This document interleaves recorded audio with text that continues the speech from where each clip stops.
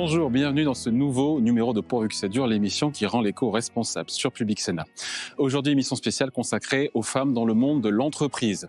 Inégalité salariale, burn-out, maternité, réunion tardive, conciliation entre vie privée et vie pro. Et oui, pas facile de trouver sa place au boulot quand on est une femme. Alors pour y remédier, faut-il instaurer des quotas de femmes aux postes à responsabilité? Réponse dans quelques instants. On s'intéressera également aux femmes entrepreneuses. Elles sont de plus en plus nombreuses à se lancer, mais pour elles, vous le verrez, les obstacles ne manquent pas. Enfin, c'est l'une des rares femmes à la tête d'une société cotée en bourse, Julie Walbaum, la patronne de Maison du Monde, nous racontera sa vie de femme chef d'entreprise. Mais d'abord, tout ce qu'il faut savoir sur la place des femmes au travail, c'est parti. Travail, les femmes et les hommes sur un pied d'égalité, vraiment? Wow. Depuis 10 ans, il y a eu des progrès grâce à l'instauration de quotas. On compte 46% de femmes dans les conseils d'administration. Mais dans les comités exécutifs, elles ne sont que 22%, tandis que 35% des sociétés sont dirigées par des femmes.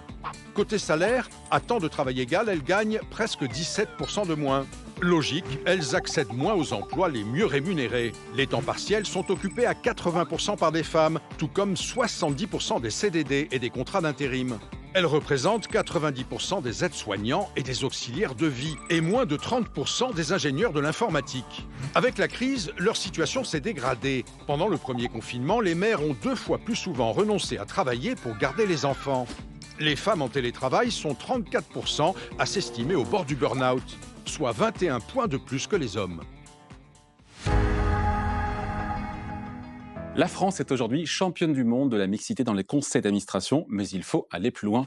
Bonjour Katzatari. Bonjour. Vous êtes coordinatrice du pôle égalité hommes-femmes de Terra Nova. Il y a ce chiffre qui montre qu'on est champion du monde.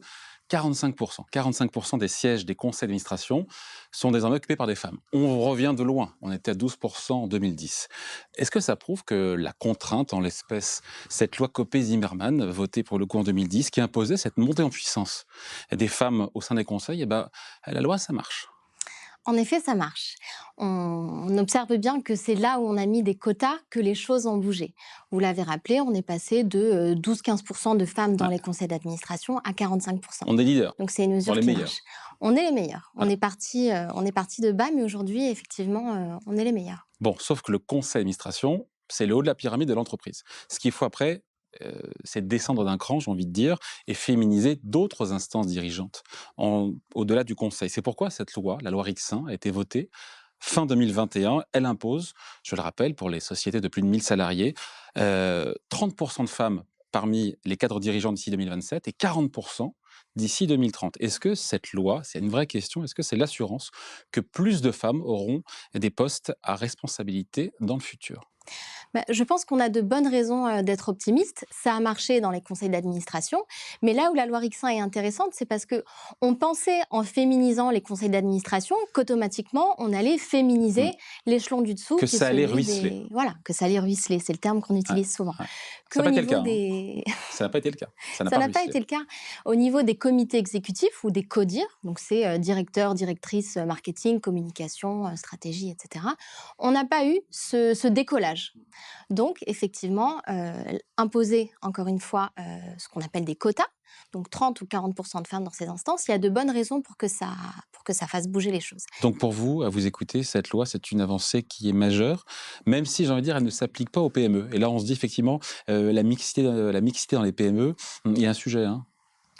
Oui, c'est vrai. Alors déjà, évidemment, les PME et les TPE ne sont pas soumises à cette obligation parce que, de par leur taille, elles n'ont parfois pas de conseil d'administration, pas de comité exécutif.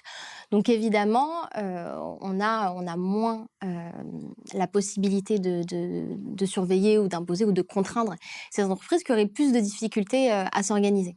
Mais on pourrait imaginer, par exemple, d'encourager plutôt les PME qui auraient autant de femmes que d'hommes dans leurs dirigeants par différentes mesures. Ça pourrait être un accès privilégié à certains marchés publics, par exemple, ou alors... Conditionné. Voilà, c'est ce qu'on entend aussi souvent en ce moment, l'éco-conditionnalité. On pourrait penser à de l'éco-éga-conditionnalité, pourquoi pas, pour être dans une logique plutôt de valorisation de ces entreprises plus petites qui feraient le boulot. Ouais. Et pour les boîtes qui ne font pas le boulot, qui ne respectent pas cette loi Rixain, est-ce qu'il y a des amendes? Est-ce qu'elles sont vraiment dissuasives? Oui, c'est 1% de la masse salariale. Ah ouais, quand même. Donc c'est quand même pas mal, c'est dissuasif. Après, quand on veut recruter en interne, promouvoir des femmes, Est-ce qu'on les trouve vraiment? Je pose la question parce que le patronat, le MEDEF, mais le patronat au sens large, parfois on entend souvent que certains profils sont rares sur le marché, profils féminins. Il y a des secteurs où la question se pose, effectivement, peut-être le BTP, mais sinon, voilà, est-ce que c'est un argument, c'est une réalité, ou est-ce que c'est pas un peu spécieux comme argument, ça? Quand on cherche, on trouve, non? C'est vrai qu'on a de la difficulté à trouver des femmes dans certains secteurs d'activité, mais aussi à certains postes. Parce que, on le sait, femmes et hommes n'exercent pas au même niveau hiérarchique, ni au même métier, ni dans les mêmes secteurs d'activité. Donc, effectivement, on a de la difficulté. Quand on regarde un peu la composition de ces comités de direction, on sait qu'on a beaucoup plus d'hommes qui vont être dans des fonctions de directeur Financière, la financier, finance, stratégie, la le business. communication, les ressources humaines aux femmes, le Voilà, marketing aux femmes.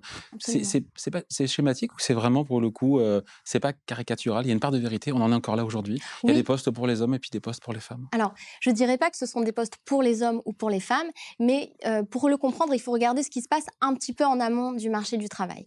Aujourd'hui, il y a peu de métiers qui sont mixtes et on a encore des filières d'études dans lesquelles on a beaucoup de femmes. Dans les filières du soin, de l'éducation, de la beauté, du bien-être, on va avoir beaucoup de femmes, alors que dans les filières du BTP, de l'industrie, chez les ingénieurs, on va encore avoir beaucoup d'hommes. On est quand même souvent dans un prisme qui consiste à vouloir attirer les femmes vers des métiers masculins, mais on fait assez peu l'inverse. On se dit peu, essayons d'attirer des hommes dans les métiers, par exemple, du soin, qui sont des métiers d'avenir. Les métiers de la santé sont des métiers d'avenir. Et en réalité, on retrouve aussi cette répartition très genrée, donc différenciée selon le sexe, mais il faudrait inciter les deux à ouvrir leur champ des possibles, les hommes comme les femmes. Ouais, mais sur la tech, encore une fois, ça vient d'où, le fait qu'il y ait si peu de femmes qui soient embauchées dans ces métiers-là, On retrouve la qui même sont, encore une fois, logique. des métiers prometteurs d'avenir pour lesquels il y a même de la pénurie? Oui, c'est vrai, c'est vrai. Et ça, on l'explique très bien, c'est que de manière assez précoce, dans leur choix d'orientation, on va Ça avoir commence à plutôt l'école, hein. Ça commence à l'école, évidemment. Au moment où on a 13-14 ans, on est un ado, on s'oriente, il y a quelque chose de très fort qui fait qu'on a besoin de s'identifier à un groupe de pairs, on a besoin de prouver qu'on est une vraie fille, un vrai garçon, et ça passe aussi par adopter ce qu'on suppose être les compétences, les préférences supposées des filles et des garçons. Et ça, c'est très fort et il ne faut pas le sous-estimer. Mais en tout cas, cette loi Rixin va dans le bon sens, c'est une avancée. Voilà, merci beaucoup Kenza Tari, Merci coordinatrice du pôle égalité hommes-femmes de Terra Nova. Merci. De plus en plus de femmes se lancent dans la création d'entreprises, un parcours parfois semé d'embûches. Manuel Lègre. En 2019, à la veille de la crise sanitaire, la France enregistre un nouveau record de création d'entreprises, 810 000 en un an. Mais en y regardant de plus près, seuls 40% d'entre elles sont initiées par des femmes. Une proportion qui a doublé en 25 ans, mais qui n'atteint toujours pas la parité en 2021.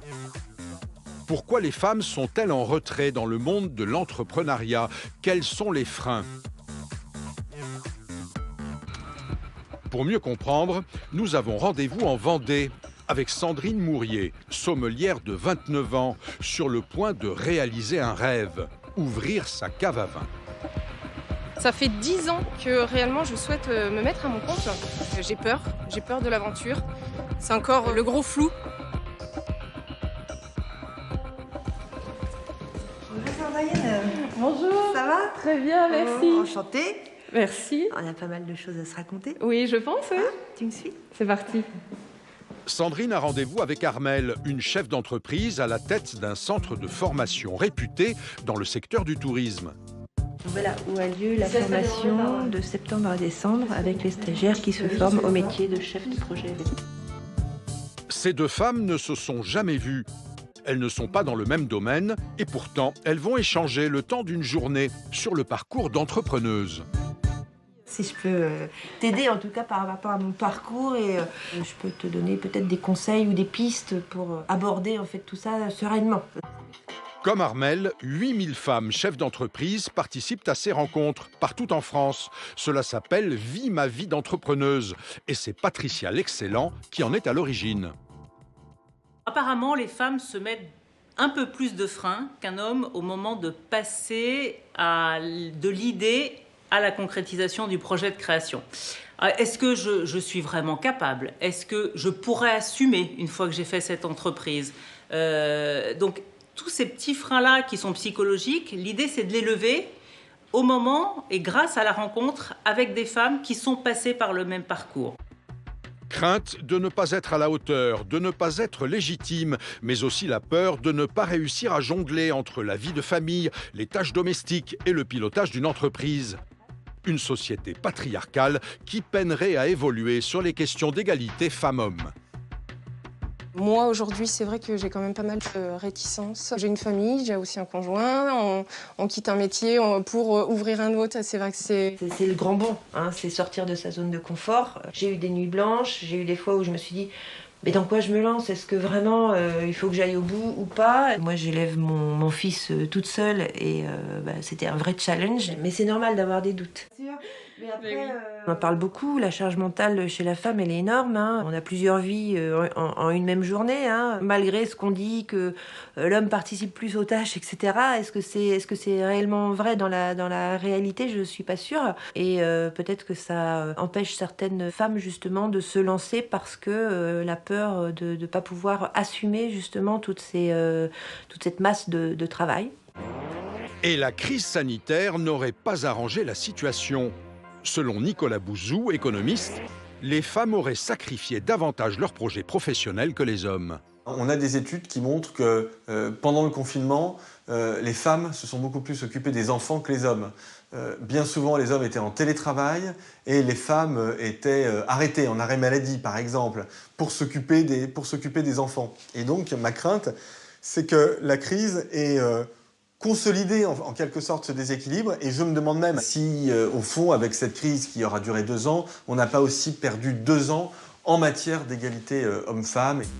Des femmes moins nombreuses à la tête d'entreprises et surtout qui osent prendre moins de risques. Levée de fonds plus faible, demande de prêts à la banque moins élevée. Du coup, à l'arrivée, elles ont un chiffre d'affaires plus faible que les hommes. Et puis aussi, côté statut, les ambitions sont revues à la baisse. 40% des entreprises sont créées par des femmes, mais les revenus que touchent les femmes et liés à cette création d'entreprise, en fait, sont plus faibles que les revenus qui sont perçus par les hommes, parce que ce sont souvent de petites structures, voire carrément des micro-entreprises.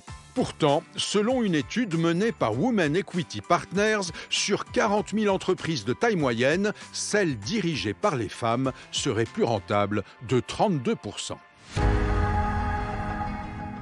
C'est l'une des rares femmes à diriger une grande société cotée en bourse. Bonjour Julie Valbaum. Bonjour David. Ça va? Très bien, merci et vous. Installez-vous très Merci. bien. Directrice générale de Maison du Monde. Alors, seules 3 femmes aujourd'hui sont patronnes d'une boîte du CAC 40. On va les donner. C'est chez Engie, chez Orange depuis peu et chez Veolia, c'est prévu pour les prochains mois. 3 sur 40. Qu'est-ce qu'on se dit? On se dit quoi? Que le compte n'y est pas en matière de parité, c'est mathématique, ou que il y a 3 mois, il n'y avait qu'une seule femme patronne du CAC 40 et donc voilà que les choses sont peut-être en train de s'accélérer. Comment est-ce qu'on voit la chose? Verre d'eau à moitié vide ou à moitié plein? Alors moi, je suis d'un naturel optimiste, donc j'ai plutôt tendance à voir ça comme une voie de progrès. Et si je prends le SBF 120, lors de ma nomination en 2018, on était à peine 8, maintenant on est 13 ou 14, donc ça aussi, je pense que c'est un vrai progrès. Bien sûr, il reste du chemin à faire. Ouais. Pour une femme, accéder au sommet de la pyramide, au sommet de l'entreprise, ça reste un chemin pavé d'embûches. Il y a encore ce qu'on appelle un plafond de verre. Alors, les statistiques l'indiquent, donc ce plafond de verre, c'est une réalité d'après les chiffres. Ouais. Moi, je ne l'ai jamais vécu comme tel, je n'ai jamais ressenti ce plafond de verre. Et je pense que c'est lié à 2 raisons. La première, c'est que je ne me suis jamais sentie moins capable. Je n'ai jamais eu l'impression que j'avais moins droit à qu'un homme. Et je pense que ça, c'est le résultat de plein de choses. Hein. C'est un tempérament, une éducation, un environnement. Et je pense que du coup, il faut que l'on commence très tôt dans l'éducation, dans la sensibilisation à ces biais cognitifs culturels, pour que justement les petites filles se disent qu'elles sont au moins autant capables, qu'elles ont au moins droit à. Donc je pense que ça, c'est très important. Il y a un côté psychologique, c'est-à-dire que voilà, parce que la réalité, c'est que les femmes ont toujours du mal à accéder aujourd'hui à des postes de direction. Il y a la loi Rixin qui a été votée justement pour qu'il y ait 30-40% d'ici quelques années. Voilà, il y a... Je crois qu'il y a beaucoup de croyances et de limites personnelles que les femmes s'imposent. Des freins qu'elles s'imposent d'elles-mêmes. Je pense sur lesquels collectivement on doit travailler. Le premier de ces freins, c'est le manque de confiance en soi. On parle souvent du syndrome de l'imposteur, de ce complexe en effet des femmes qui se disent qu'elles n'y arriveront pas, qu'elles ne méritent pas, qu'elles ne pourront pas faire face. Donc ça, c'est très important. Et puis aussi une deuxième croyance, parce que je pense que c'en est véritablement une, des femmes qui est de dire mais si je veux réussir, je dois sacrifier tout le reste. Et ça, ce n'est pas possible. Ma vie ne se définit pas que par mon travail. On doit aussi travailler sur cette croyance. Donc c'est un conseil qu'on peut donner aux femmes qui nous regardent, qui souhaitent accéder à des postes avec plus de responsabilités. C'est voilà, de croire en elles, de croire que c'est possible et de... Si je crois ma propre expérience, disons que si j'avais eu cette conviction que pour accéder à des hautes responsabilités, je devais sacrifier une grande partie à minima de ma vie personnelle et familiale, j'y serais jamais allée. J'aurais tout simplement renoncé, pas parce que le sacrifice est trop dur, mais simplement parce que pour moi, il n'avait pas de sens. Pour moi, c'était important d'avoir cet équilibre. Et en plus, je pense honnêtement que le fait d'avoir cet équilibre aussi avec ma vie personnelle et familiale fait de moi la dirigeante que je suis. Donc ça va de pair. Donc il faut absolument, en effet, combattre cette croyance. Il y a une femme qui a dit un truc intéressant, quand on ne légifère pas, on trouve des excuses, et quand on légifère, on trouve des femmes. Vous savez qui a dit ça? C'est Christine Lagarde, la présidente de la BCE.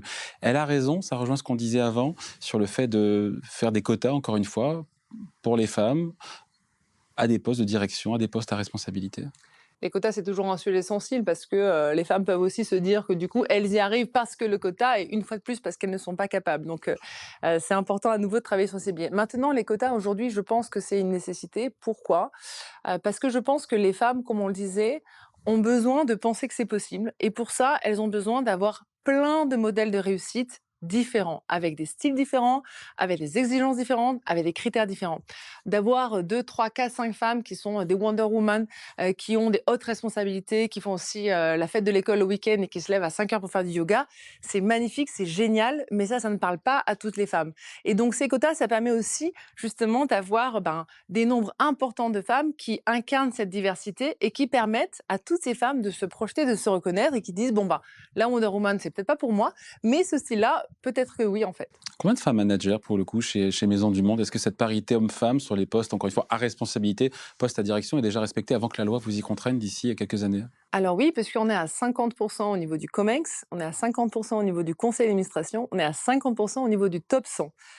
Et au-delà même, 70% de nos promotions internes sont décernées à des femmes. Donc on est en effet une entreprise très féminisée. D'ailleurs, on a eu la chance d'être nommé top 5 du SBF 120 pour la féminisation des instances dirigeantes.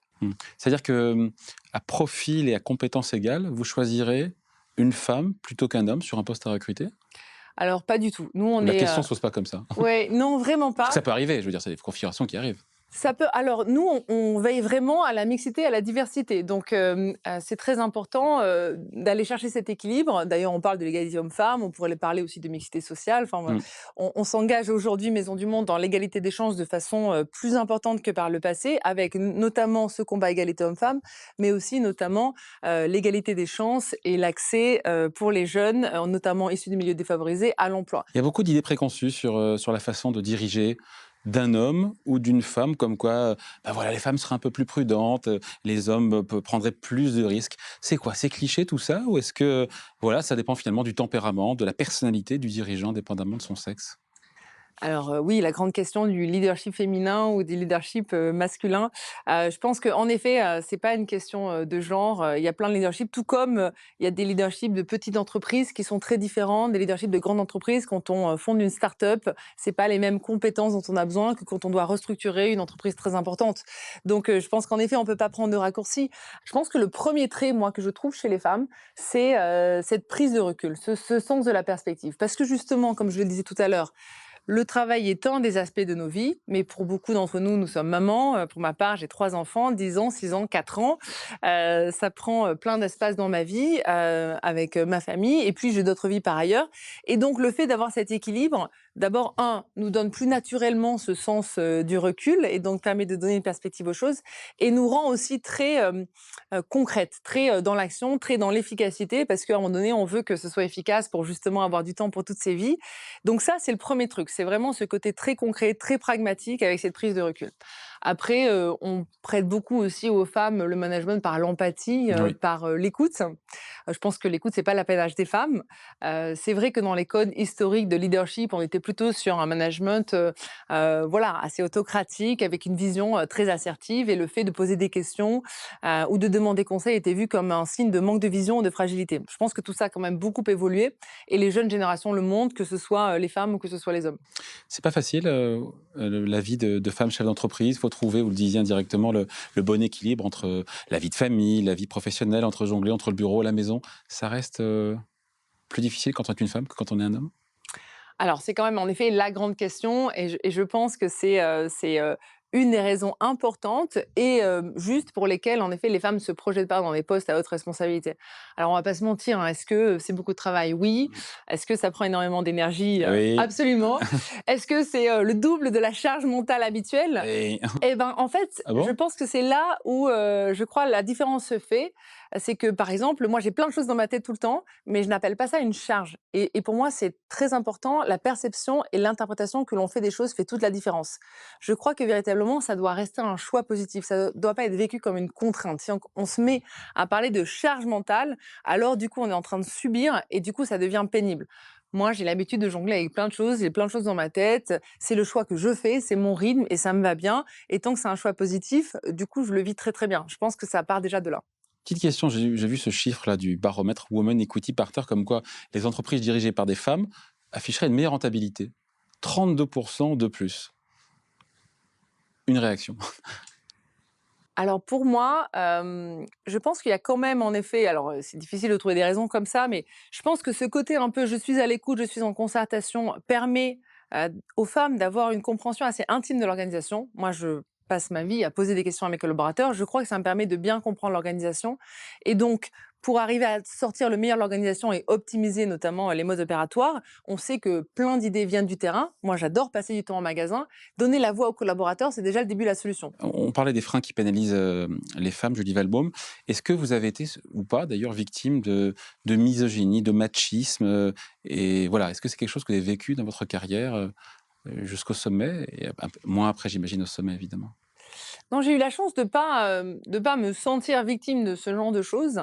Peut-être la seule chose que je peux dire et qui pourrait s'assimiler à cela, c'est une fois que j'étais dirigeante, c'est le côté on a peur pour moi, on a peur qu'en fait ce soit difficile, on a peur que combiner et en fait une sorte d'instinct de protection qui n'est pas nécessaire.